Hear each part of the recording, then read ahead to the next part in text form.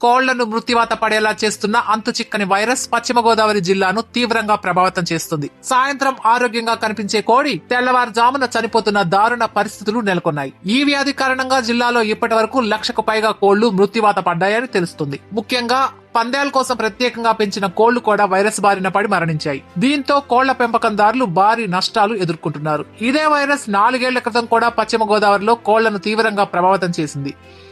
అప్పట్లో కోళ్లు పెద్ద సంఖ్యలో చనిపోవడంతో మార్కెట్లో అమ్మకాలు పూర్తిగా పతనమయ్యాయి. వైరస్ తగ్గుముఖం పట్టడానికి చాలా రోజులు పట్టింది. ఇప్పుడు మరోసారి ఇదే వైరస్ తిరిగి ప్రబలుతోందని ఆరోపణలు వినిపిస్తున్నాయి. ఈ వైరస్ సోకిన కోడికి ప్రత్యేకమైన లక్షణాలు కనిపించవు. ఉదయం ఆరోగ్యంగా ఉన్న కోడి మధ్యాహ్నానికి లేదా సాయంత్రానికి చనిపోతుంది. వైద్యుల ప్రకారం ఈ వైరస్ కోడి గుండెపై నేరుగా ప్రభావం చూపిస్తుంది. గుండె చుట్టూ నీరు చేరి గుండెపోటుతో కోడి మరణిస్తుంది. వ్యాక్సిన్ అందుబాటులో ఉన్నప్పటికీ వైరస్ సోకిన కోళ్లకు అది పనిచేయడం లేదు. వైరస్ సోకిన కోడి వల్ల సుమారు 3 కిలోమీటర్ల పరిధిలో ఉన్న ఇతర కోళ్లకు కూడా వైరస్ సోకే అవకాశం ఉందని వైద్యులు హెచ్చరిస్తున్నారు. కోళ్ల మధ్య వేగంగా వ్యాపించే ఈ వైరస్ కారణంగా కొన్ని గంటల్లోనే పెంపక కేంద్రాల్లోని అన్ని కోళ్లు చనిపోతున్నాయి.